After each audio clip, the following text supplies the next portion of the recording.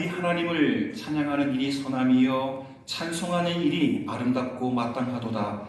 여호와께서 예루살렘을 세우시며 이스라엘에 흩어진 자들 모으시며 상심한 자들 고치시며 그들의 상처를 싸매시는도다. 아멘. 그렇습니다. 주님께서 불러주신 이 예배의 자리에 거룩한 성전에 앉기만 해도 위로가 되고 우리의 아픔이 고침받고 회복되는 줄 믿습니다. 예배 드리기 전에 주님께서 우리에게 성령 부어주시고 예루살렘과 온 유다와 사마리아와 땅끝을 복음으로 생명으로 또 점령하라는 그 거룩한 명령을 우리가 다시 한번 마음에 새겨봅니다. 힘드나 함께 기도하며 또 달려나간 그 선교사님들 위해서 후원하고 기도하고 힘써 전도와 선교에 힘쓰므로 하나님의 교회다운 성도다운 일을 감당하는 저희가 되게 하여 주옵소서. 오늘도 지혜영 성령께서 우리와 함께 하심으로 전하는 자나 듣는 자나 함께 가장 좋은 은혜를 누려받는 복된 예배가 되게 하여 주옵소서. 예수님의 이름으로 기도드립니다. 아멘. 함께 찬송가 207장 부르겠습니다.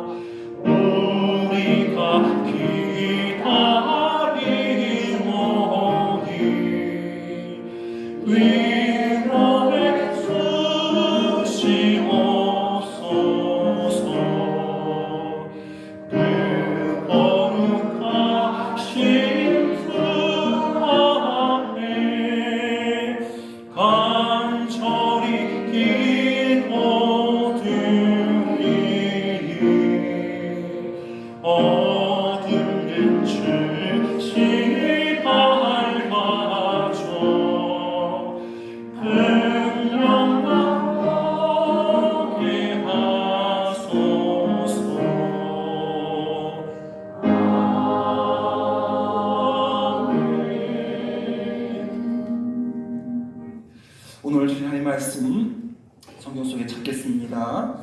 신약 성경 312면에 있는 에베소서 3장 5절부터 9절까지 에베소서 3장 5절부터 9절까지 제가 한 절, 여러분이 함께 한 절, 마지막 절은 다 함께 합독하도록 하겠습니다. 다 찾은 줄 알고 제가 먼저 5절 말씀 공독해드립니다. 이제 그의 거룩한 사도들과 선지자들에게 성령으로 나타내신 것 같이 다른 세대에서는 사람의 아들들에게 알리지 아니하셨으니 이는 복음을 말미암아 그리스도 예수 안에서 귀에서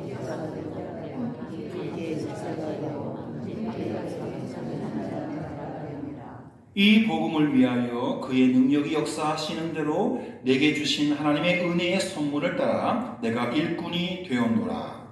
모든 성도들이 지극히 자아져서 더 작은 하나님의 이 은혜를 주신 것은 참을 수 없는 그리스도 예수의 성령을 담아 사람에게 하시고 9절 구절 같이 읽겠습니다. 영원부터 만물을 창조하신 하나님 속에 감추어졌던 비밀의 경륜이 어떠한 것을 드러내게 하려 하십니다. 아멘. 오늘 말씀의 제목 함께 크게 읽어볼까요? 시작. 하늘의 비밀을 아는 자. 하늘의 비밀. 계속해서 그 에베소서를 한 조가 살펴보고 있는데요.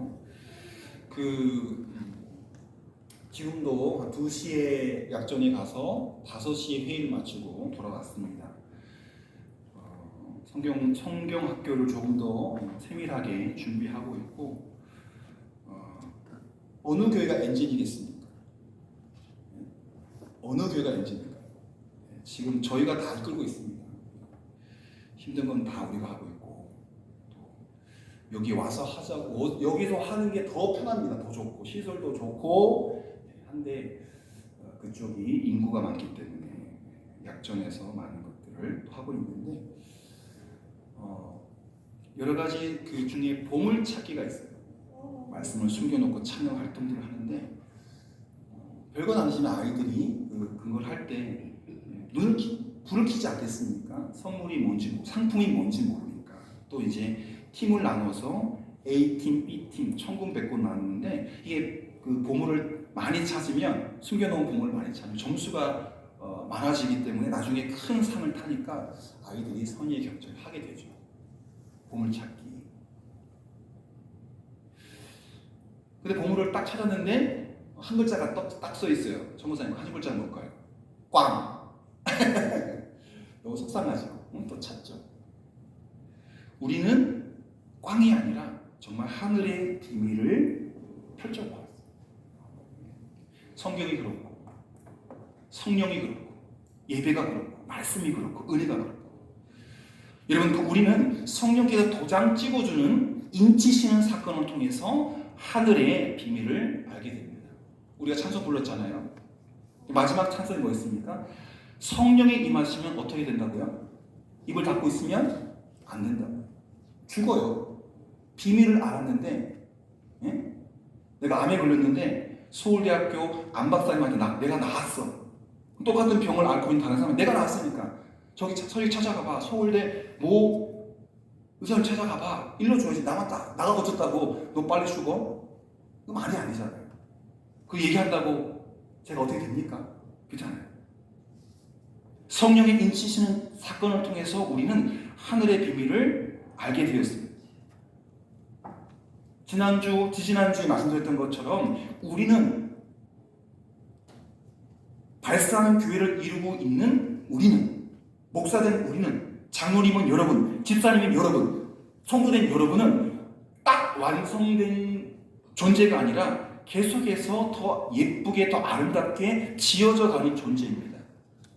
건축이 끝난 건축물이 아니라 계속 다듬어지고 있는 존재라는 것입니다. 여러분, 우리 장로님 이제 다음 주 토요일 날 이제 송도교회에서 발표하게 되는데, 뼈대는 나르고 리모델링을 했어요. 새로 지은 것처럼 완전히 탈바꿈됐습니다. 포항의 어느 교회 내놓아도 손색이 없는 아름다운 성전이 되었습니다. 계속해서 지어져 가는, 다듬어져 가는 존재.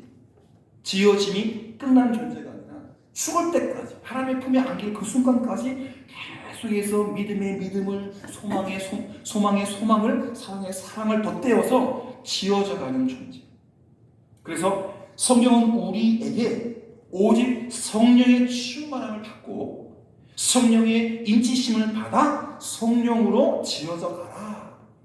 한마디로 성령이 건축자인 거죠. 성령으로 이 비밀을 깨달아라 말하고 있는 것입니다. 이게 에베소서의 핵심이에요. 무엇으로? 성령으로, 하나님의 영으로 깨달아라. 제가 아주 비유적으로 얘기할게요. 오늘 매일 새벽에 우리가 공동체 성경기 하지 않습니까? 그런데 성령께서 임하지 아니하시면 그냥 말과 글과 그림, 그거예요. 더 이상 아니에요. 때로는 재미없어요. 엽기도 그랬는데 지혜가 계속 반복이 되니까 한마디 한마디는 순수한데 그 황금 같은 이야기를 계속 하니까 지겹더라고요. 그게 구원받는 지혜가 아니거든요. 세상을 아름답게 살아가는 방법인데 그걸 100절, 200절 계속해서 똑같은 처음에 황금 한두 개는 정말 소중했는데 황금을 계속 황금 하니까 재미없어요. 은혜가 안 돼요. 여러분, 똑같은 예배를 드려도 똑같은 성경을 읽어도 성령의 도움을 받지 않으면, 성령이 함께하지 않으면 죄송합니다, 꽝이에요. 아무 의미 없어요. 시간만 축내는 거예요. 그러나 저는 믿습니다.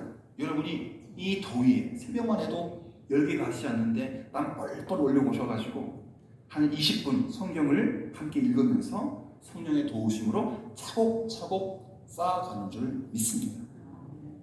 성령의 충만함으로, 성령의 인치심으로 성령 안에서 지어져 가고 성령 위에서 우리가 그 하나님의 비밀을 알았지만 100%다 아는 사람 없잖아요. 100%다 알면 죽어야 돼요. 끝났기 때문에. 더 알 게 없기 때문에 그때 하나님께 불러요. 너 하나님의 비밀을 다 알았지? 그러면 와. 때가 된 거예요. 여러분, 이 비밀, 하늘의 비밀, 영어로 청원사님 시크릿, 아무도 모르는 거예요. 말하면 안 되는 거예요. 근데 하늘의 비밀은 엄청 떠들어대고 자랑하고 전해야 되는 거예요. 제가 그랬잖아요. 머리 깎고 왔는데 신천지 청년 애들이 옷을 똑같이 입고 우리 이만희 교주님 얘기하는데 들어주세요 막 중앙삼각기를 점령했더라고요. 저 같은 목사는 아무도 전하는 게 없고 막지도 못하고 그럼 싸움 나거든요. 이단들은 저렇게 설치되는데 우리는 뭐 하느냐? 우리는 조곤조곤 하나님의 비밀을 들어야만 하는 사람들에게 폭력적이지 않게, 비상식적이지 않게 신사적으로 전합니다. 아까 제가 전하에서 예수 믿으세요라고 할 때 속삭이라고 했잖아요. 속삭이라고. 그게 맞습니다. 내가 믿어봤는데 너무 좋아요. 이 예수 믿어보세요. 우리 교회 와보세요. 우리 교회 장로님, 우리 교회 사모님, 우리 교회 청년, 우리 교회 아기도 이쁘고요. 예배도 좋고요. 기도도 좋고요. 그 비밀을 알죠. 그러면 편하게 자꾸 속삭이는 거예요. 목마디 못 알아들어도 괜찮아요. 네. 궁금하면 다시 뭐라고? 그럴 거란 말이죠. 근데 조금 더 크게. 여러분, 이 비밀의 정체가 뭘까요? 이 비밀의 정체는 따라하십시오. 복이 아니라 복음이에요. 복이 복음이 아니라 비밀이 아니라, 예? 교회 오면 건강해진대, 교회 오면 잘된대, 교회 오면 고3 애들 시험 공부 안 해도 붙는 이게 아니라 그 복이 아니라 절에 가면 주고 그 알라 믿으면 주고 그 복이 아니라 이 비밀은 복음의 능력을 체험했습니까? 복음을 위해서 생명을 내어던질 용기를 내본 적이 있습니까? 바울에게는 그런 용기가 있었습니다. 예수 그리스도 안에 감추어진 복음, 이것이 하나님의 비밀인데 감추어진 비밀이 아니라 그걸 깨달았기 때문에, 원래는 감춰놨는데 내가 맛보고 보니 그 비밀을 알고 보니까 이거는 전 세계에 공개될 비밀인 거예요. 그래서 바울이 정한 목표가 뭡니까? 땅끝, 서바나, 스페인 땅끝, 거기가 땅끝이거든요. 그 시대에는 지구가 네모났다고 생각했고, 그죠? 바다 끝으로 가면 뚝 떨어져 나가기 때문에 땅끝이 스페인이었어요. 거기까지 가겠다. 목숨 걸고. 왜? 그 감추어진 비밀을 깨달았는데 알고 보니까 이거는 다 알아야 되는 비밀이에요. 그래서 그 공부를 많이 해가지고 가는 곳곳마다 선교하고 교회 세우고 이 감추어진 비밀을 공개된 비밀로 만든 거죠. 그렇습니다. 여러분, 복음은 공개된 비밀입니다. 예수님은 공개된 비밀입니다. 십자가는 공개된 비밀입니다. 오늘 보면 6절 보실까요? 이는 이방인들이 복음으로 말미암아 그리스도 예수 안에서 함께 상속자가 되고, 상속자가 뭡니까? 아버지의 것을 함께 나눠 갖는 사람들이죠. 그런데 이방인들이, 유대인이 아니라 이방인들이 예수 그리스도 안에서 함께 상속자가 됐다는 거예요. 구약의 하나님은 이방인의 하나님이 아니에요. 그래서 예수 그리스도가 이방인까지 끌어안는 거예요. 그래서 함께 상속자가 되고 이방인과 유대인이 함께 지체가 되고 함께 약속의 참여한 자가 되었다. 그럼 이 말이 얼마나 복된 말씀인지 아세요? 저도 여러분도 이방인이에요. 유대인 아니잖아요. 그렇잖아요. 예수님 보셨어요? 예수님 나 태어나셨어요? 저도 잠깐 듣고 왔을 뿐이지 저도 율법적인 기준에서는 이방인이에요. 그런데 예수 그리스도 안에서 복음으로 말미암아 이방인이 유대인과 함께 상속자가 되고 유대인과 함께 지체가 되고 유대인과 함께 약속에 참여한 자가 되었다. 이거는 이방인에게는 어마어마한 폭발력을 지닌 비밀이고 우리가 누구이니까? 이방인입니다. 여러분 복음의 비밀은 이방인들이 복음 안에 들어왔다는 선언인 것입니다. 하나님의 택한 백성뿐만 아니라 개같이 취급받았던 이방인들 그야말로 하나님을 모른 채 언약 밖에 약속 밖에 있었기 때문에 소망 없이 생명 없이 천국 없이 복음 없이 살아갔던 그들에게 복음이 전해졌다는 선언입니다. 그런데 여러분 잘 들으세요. 복음을 전했는데 유대인들은 구약의 하나님 메시아가 왔는데도 그 메시아를 믿지 않고 아직도 메시아를 기다리고 있고 안 믿는 사람들 이방인들이 더 예수님을 잘 믿어. 아이러니죠. 놀라운 일이에요. 하나님의 나라 예수님이 태어난 그 나라에서 예수 안 믿어. 구약까지의 예수 하나님만 믿어. 신약을 안 믿어. 예수님 안 믿어. 그냥 똑똑한 나사렛에 목수하던 그 놈 잘 죽었어. 부활 안 했어. 까지 믿는 거예요. 그래서 아직도 메시아를 기다려요. 그러나 바울은 그게 아니다. 그게 아니다. 그분이 메시아다. 그분을 통해서 복음의 비밀을 깨달았고 힘써 이방인들에게 전했어요. 유대인들이 잘 안 받아들이니까 이방인들 전했는데 웬걸 이방인들이 더 은혜롭게 교회 복음 가운데 몰려 들어온 것입니다. 여러분 성경 시대로 돌아가 보면 여러분 성전이라고 하는 구조에 보면 이방인들이 들어가는 뜰이 따로 있어요. 좀 안쪽에 여인들만 들어가는 뜰이 따로 있어요. 근데 보이지 않아요. 담이 높아가지고 뜰만 들어가지 보이는 건 하나도 없어요. 그 안쪽에 유대인 성인들 들어가는 뜰이 따로 있어요. 제가 통곡의 벽을 가봤는데 거기 여자 못 들어가요. 입장료를 받고요. 죄송하지만 여자는 한 발짝도 못 들어가요. 저 멀리서 쳐다보기만 해요. 그리고 거기에 유대인들이 막 빵모자 쓰고 율법을 가르치는데요. 눈에 불이 막 튀어요. 눈에 불이 막 튀어요. 너희들 이거 안 배우고 안 기억하고 이대로 살지 않으면 우리나라 망해. 통곡의 벽 앞에서. 계속 통곡의 벽 앞에서 말씀 듣고 모세 오경이겠죠. 계속 흔들면서 엄청 열심히 기도해요. 놀랐어요. 안타깝죠. 그럴 필요가 없는 거예요. 이방인은요 지송소라고 하는 그 송소에서 가장 먼 곳에만 들어갈 수 있어요. 유대인 여자분이 못한 존재이기 때문에 뜰 안에 들어가는 것만 해도 은혜인 거죠. 이방인은 제사에 참여할 수 없었던 시대가 있었어요. 그런데 이 메시지 이방인들이 복음으로 말미암아 예수 그리스도 안에 함께 상속자가 되고 함께 약속에 참여한 자가 되고 함께 예배드릴 수 있는 자가 되었다라고 하는 건요. 이거는 어마어마한 사건입니다. 사도행전 10장에 보면 사도행전 여러 가지 사건 중에 가장 중요한 사건이 있는데 베드로가 성령 받은 이방인 고넬료를 만난 장면이에요. 이제까지는 이방인한테는 성령이 내리지 않던 사람이었어요. 성령은 유대인의 전유물이다. 하나님의 영은 우리 거야. 성령은 우리 거야라고 했는데 고넬료가요. 똑똑한 사람이죠. 성령 받아가지고 방언도 하고요. 성경도 풀고요. 지위가 높잖아요. 로마 장교니까.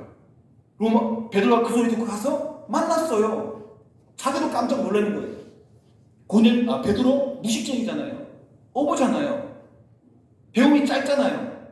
그런데 유식한 고급 장교가 성령 받으니까 자기보다 더 탁월한 거예요.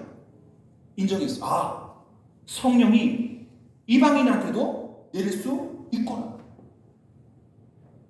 그래서 베드로가 돌아가서 교회 총회를 열었어요. 앞으로 이방인도 우리 교회라고 하는 성도들 가운데 성령을 받은 걸 분명히 확인했다. 그러니 더 이상 괴롭히지 말고 할례 받으라 고집하지 말고 이방인 성도들이 세례 받으면 다 성도로 받아들인다. 땅 했어요. 여러분, 이 결정이 유대인의 민족 종교에 불과했던 유대교가 세계 종교로 탈바꿈하게 된 사건이에요. 베드로가 성령 받은 고넬료를 만난 사건이 1대1의 만남이 아니라 기독교가 세계 종교로, 유대교가 세계 종교로 탈바꿈한 역사적인 사건이에요. 베드로는 사도행전 10장 15절에서 이렇게 얘기했어요. 하나님께서 깨끗하게 하신 것을 내가 속되다 하지 말라. 이방인 더러운 존재로 태어났어요. 그런데 성령이 부어지는 순간 그 더러움은 사라진 거예요. 하나님께서 깨끗하게 하신 것을 네가 속되다 하지 말라. 이 말씀에 베드로는 꼬꾸라진 거예요. 그리고 그 총회 때 전했어요. 내가 봤는데 고넬료 우리가 똑같은 성령을 받고 사실 내가 부끄럽지만 나보다 더 출중한 인품과 또 신앙으로 교회를 잘 이끌더라. 이것을 우리가 인정해야겠더라. 그리고 내가 자꾸 불쾌해서 이건 막으려고 했는데 하나님께서 나에게 말씀하신 건 내가 깨끗하게 한 걸 네가 왜 속되다 더럽다 하느냐라고 자꾸 말씀을 주시네요. 이거는 하나님이 허락하신 걸로 믿고 우리 청대 여러분 어떻게 할까요? 이방인을 받아들입니까? 안 받아들입니까? 성령 받은 이방인, 세례 받은 이방인이 그리스도인입니까? 아닙니까? 증거가 있으니까 맞네요. 받아들여야 되겠네요. 이렇게 된 거죠. 여러분, 이것이 하나님의 뜻이에요. 하나님의 뜻은 세계 선교에 있습니다. 그래서 우리가 힘써 선교사들을 땅끝으로 보내는 것이고, 참 감사하게도 우리가 처음으로 동역한 필리핀 선교사님 2분을 확인한 거죠. 감히 우리도 못하는 거, 저도 못하고 여러분 못하는 거를 그분들은 하셔요. 왜? 그 마음이 풍겨졌기 때문에. 오늘날 한국 교회가 세계 선교에 주도적으로 힘차게 참여한 이유가 바로 여기 있습니다. 처음에는 감춰진 비밀이었는데 그 비밀을 배우고 깨닫다 보니까 이거는 숨기는 비밀이 아니라 폭로해야 되는 비밀인 거예요. 그래서 자꾸 폭로하는 거예요. 자꾸 전하는 거예요. 여러분, 복음을 받으면요, 성령을 받으면요, 시야가 세계적으로 바뀔 수밖에 없습니다. 은퇴하신 이영춘 목사님께서 쓰신 그 책상에 제가 그대로 그 책상을 쓰고 있는데 딱 앉는 그 책상 자리에 세계 지도가 있어요. 세계 지도본 있죠? 저게 뭐 장식품일까요? 우리 마음에 저걸 품어야 돼요. 모르지만 땅끝 갈 수 없지만 지도 펼쳐놓고 이런 나라가 있네, 이런 나라가 있네, 이런 나라가 있네, 기도할 수 있잖아요. 복음을 받으면 시야가 마을에서만 오무작오무작한 게 아니라 우리나라에서만 오무작오무작한 게 아니라 세계로 바뀌는 거예요. 복음 받으면 우리나라만 잘 되더라고 하는 국수주의자가 될 수 없어요. 여러분, 엊그제 이스라엘에서 요르단을 심각하게 쳤어요. 100명이 사상을 당했어요. 8명이 죽었고 뭐 10몇 년 만에 최악의 도발이 일어난 거예요. 어찌 보면 이스라엘과 예루살렘을 정복하는 것이 땅끝을 정복하는 것이라 해도 마음이 아니에요. 우리나라만 위하는 복음이 아니거든요. 다 잘 먹고 잘 살고 천국 가는 복음이거든요. 한국 교회가 미국과 어깨를 나누면서 세계 선교에 열심을 다하고 있는 이유가 바로 이것입니다. 여러분, 물론 우리 민족 사랑해야 되죠. 우리나라가 이렇게 안전하고 또 풍성해야 교회가 성장하고 또 땅끝에 더 많은 것들을 나눠줄 수 있기 때문에 우리나라를 사랑하고 우리 민족을 사랑하지만 복음을 받은 사람, 성령을 받은 사람은 온 우주를 보시는 하나님의 시야를 갖게 된다는 거예요. 우리 마을만, 포항만, 한국만이 아니라 우주도 바라본다니까요. 저 바다 밑에도 봐요. 그냥 폐수만 보는 게 아니라. 그래서 우리의 마음이 세계를 품는 사이즈로 커져야 돼요.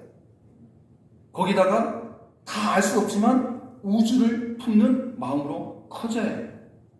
나의 민족, 너의 민족을 가리지 않는 우주적인 세계관을 가져야 해요. 지구는요, 하나님이 지으신 피조물 가운데 하나에 불과해요.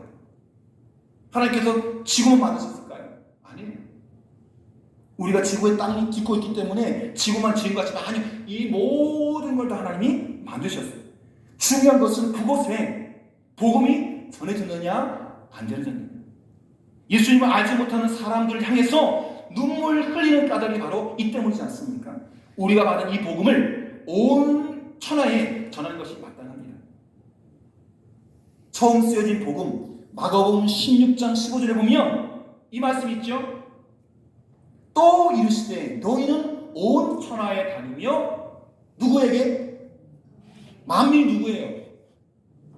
모든 사람에게, 모든 나라, 모든 사람에게, 전라도 사람, 충청도 사람, 평안도 사람이 아니라 모든 나라, 흰둥이든지 깐둥이든지 까무잡잡이든지, 제가 막말 죄송합니다. 피부색이 어떤지, 남자든 여자든지, 심지어 동성애 하는 사람도 남자끼리 결혼하고 여자끼리 결혼하는 그 사람들도 복음으로 끌어안고 진리를 가르치고, 죄송하죠. 그렇게 되면 안 되잖아요. 남자가 남자를 결혼해서 사랑한다. 가정을 이룬다. 여자가 여자를 결혼해서 가정을 이룬다. 알면 갈라져야죠. 그리고 다른 반종을 찾아야겠죠. 그러나 모든 세계와 우주를 향하여 복음을 전해합니다. 너희는 온 천하에 다니며 만민에게 복음을 전파하라.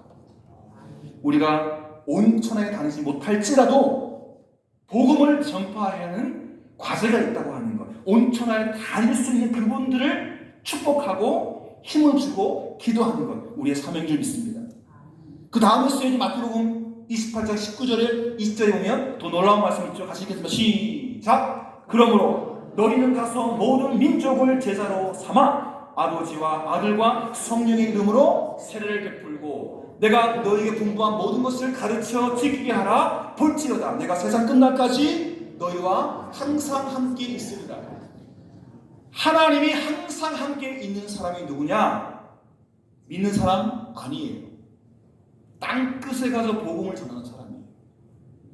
땅끝에 가서 복음 전하는 사람을 위해서 기도하고 그 복음에 마음으로 동참하고 믿음으로 동참하고 물질로 동참하고 성전을 돕는 그 사람과 함께하는 것이 난 믿는데 함께 하시는 입만을 한다 했는데 아니에요.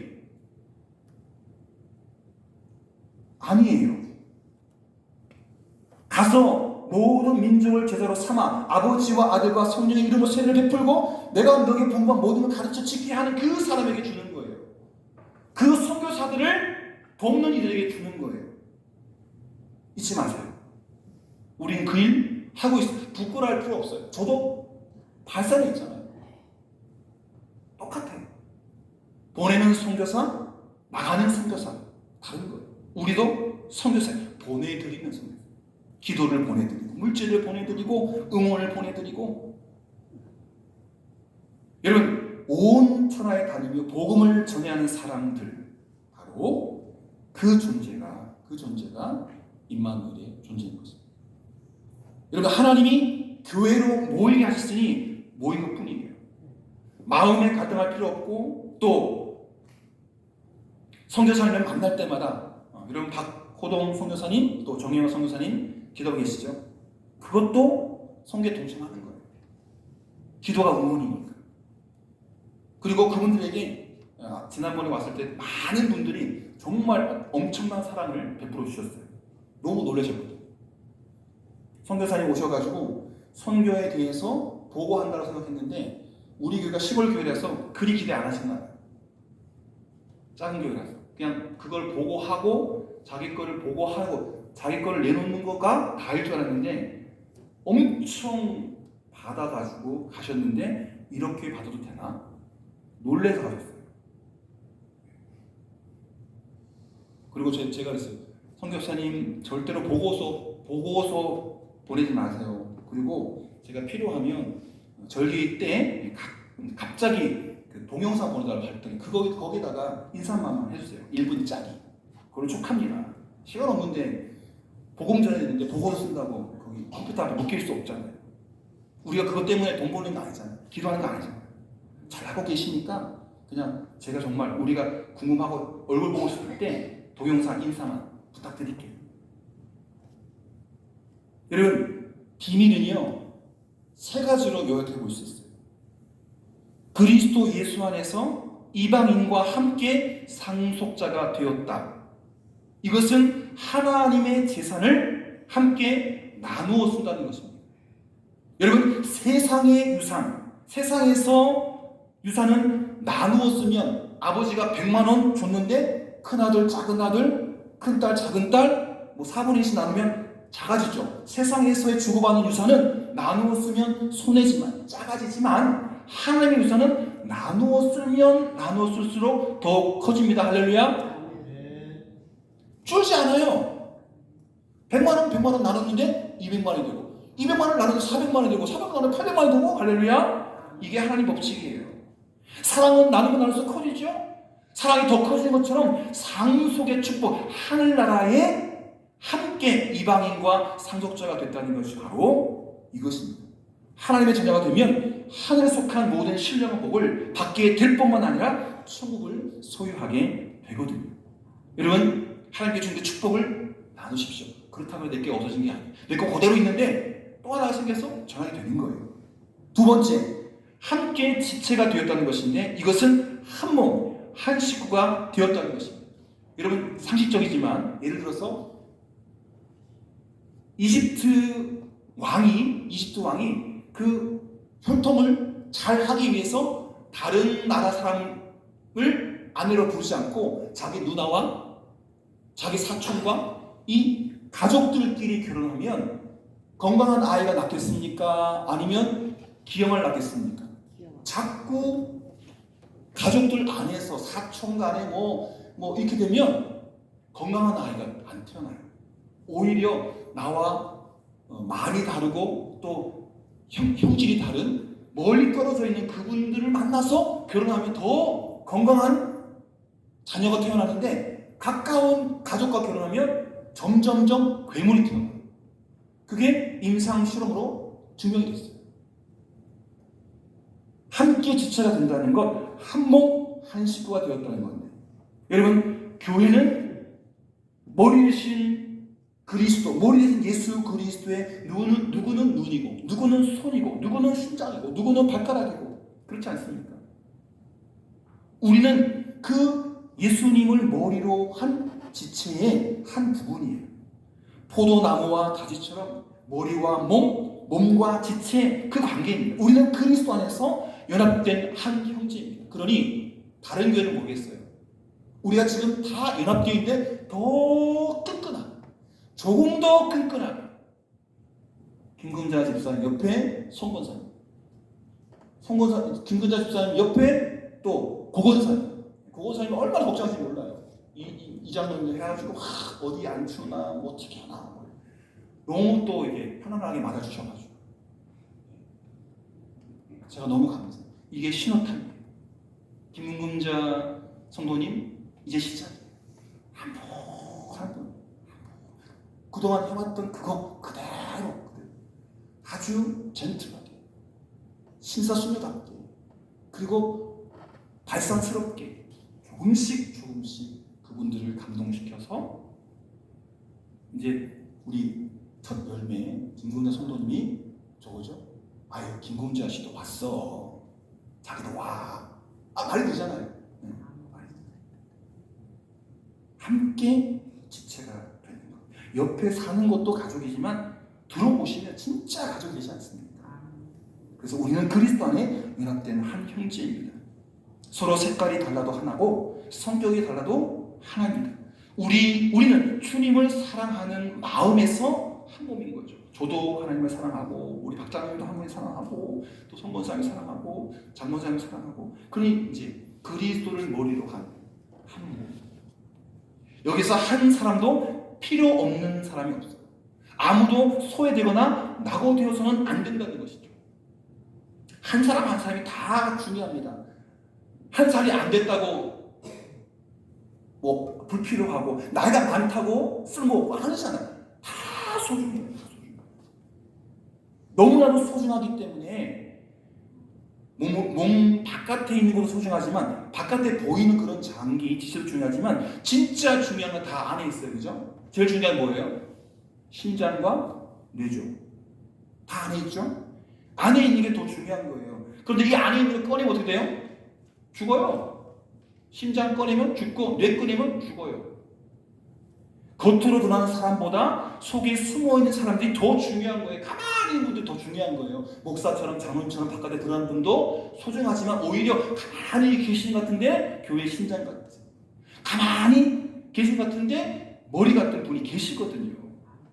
밖으로 드러나건 혹은 안에서 감춰져 있든 크든 작든 유능하든 무능하든 간에 우리는 다 한 가족 한 몸을 이루는 지체입니다. 할렐루야. 세 번째는 함께 약속에 참여한 자예요. 여러분, 이 약속은 천국 약속이고 구원의 약속입니다. 메시아의 약속이 온 이방인에게 전파되었다는 말씀인데요. 갈라디아서 3장 29절에 보면 너희가 그리스도의 것이면 곧 아브라함의 자손이요 약속대로 유업을 이을 자니라 하는 말씀이 있어요. 여러분, 이 약속들을 수행하는 것이 바울의 사역입니다. 이것은 곧 교회 사역의 목표이기도 합니다.